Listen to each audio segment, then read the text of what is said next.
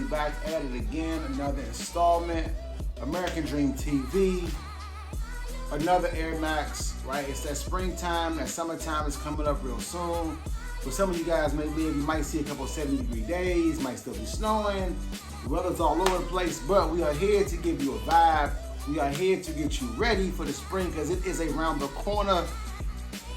And let's get right into it. Here we go. We have the NikeAirMax BW in the it's actually the Marina blue colorway. Oh, before we get into the shoe, sorry, I gotta do my little, thing. Like, comment, subscribe to the channel. Let me know what you guys think. The whole nine. I'm done with that part. All right, cool. This is the Marina colorway of the NikeAirMax BW. This shoe itself did originally come out in 1991. Here is the nice OG box that came with the shoe as well too. I do love how they did these boxes. They did the same style of box, I guess, for the revamped Air Max 90 they did. I think it was two years ago. COVID, it was right in the heart of COVID when the vaults came out, the purples came out. I put a bunch of those up here. But this one, it does give you that OG feel as well. This, actually, a quick history on this actual silhouette itself is that it actually was originally called the Air Max 4 because the Air Max 1, we all know, the iconic Air Max 1. The Air Max 2, which I'll put up right here, somewhere around here, is a very, I don't want to say underrated, but it just wasn't a silhouette that Nike pushed a lot of, at least when it comes to revamping or retroing styles. They didn't really do it. Atmos is a company in New York, I think, and even they have one in DC and Chicago. They did a collab with the Air Max 2 4 or 5 years ago, but outside of that, Air Max 2 hasn't got a lot of love. The Air Max 3 is actually the Air Max 90. It depends on where you're from. If you're from the UK, you might call it the Air Max 3, but over here in the States, we call it the Air Max 90. And this right here was the Air Max 4. So, but they called it the BW because of big window, because it had one of the biggest air bubble units that Nike had done at the time. The Air Max 1 originally had a much bigger air unit, but I guess that was 87, so it took them 4 years to kind of put that big air unit back into the actual silhouette of the Air Max, and this was it. Also, funny part about it, this originally was not an Air Max, even though it says Air Max on the back of it. It was originally just supposed to be just a regular Nike. They didn't want to put it in the Air Max family, if you want to call it that, but somehow it got its way in there, and I'm glad it did. But Air Max BW, this is not an OG colorway. The OG colorways, I believe, are the Persian Violet, and I want to say maybe the white and red one, but I know the Persian Violet, which I'll put up here too, boom, boom, boom, somewhere, is an OG colorway of the Air Max BW. This sneaker itself is, the silhouette of it is very clean, as you can tell. It goes with multiple outfits, multiple styles. I've considered this more of a mid cut than a low cut, mainly because the air unit's priced so high, sits up so high on the heel. But it's very versatile, so don't be afraid, don't be shy, don't be scared to try different outfits with it. The actual color itself, the Marina colorway, I do love also how it gives me an OG feel because it makes me think about that whole King Griffey Jr. era in the 90s. And that era for me was legendary. Between black and red with Jordan and this color with King Griffey, that was like 80% of my childhood when it came to colors of sneakers.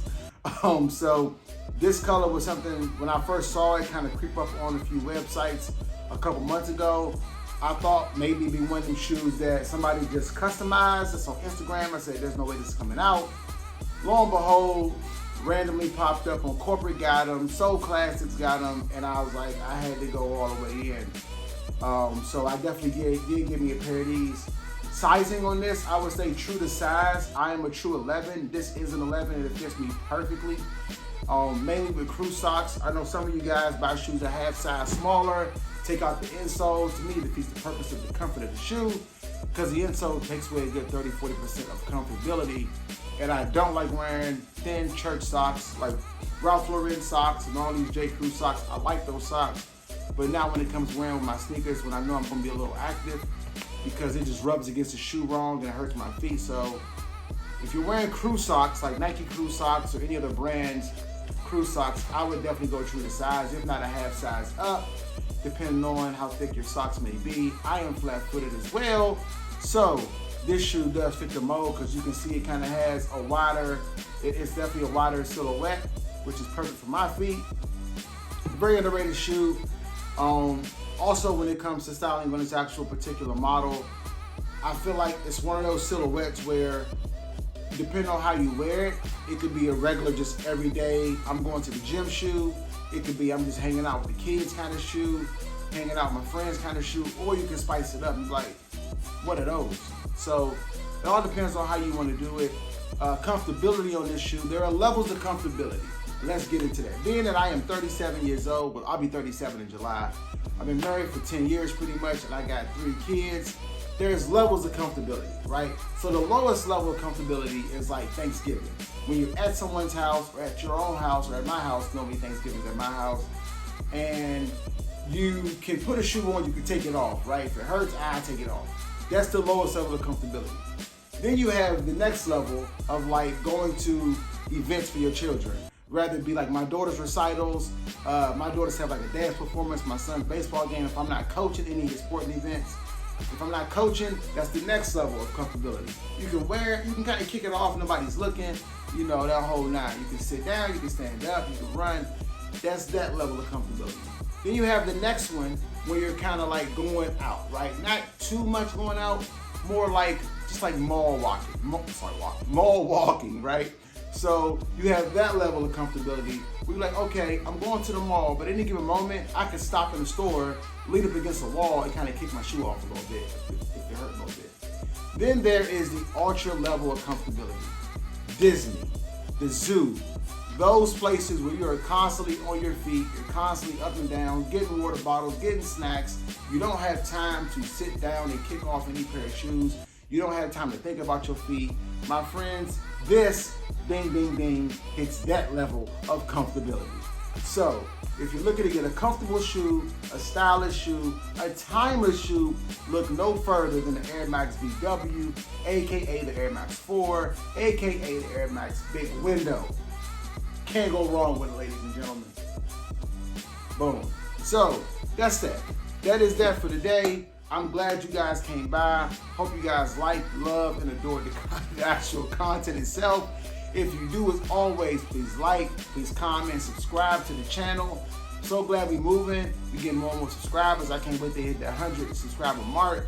I don't know. Nothing else to say here today, man. I'm just glad to be here. Glad you guys came by. Till next time, peace.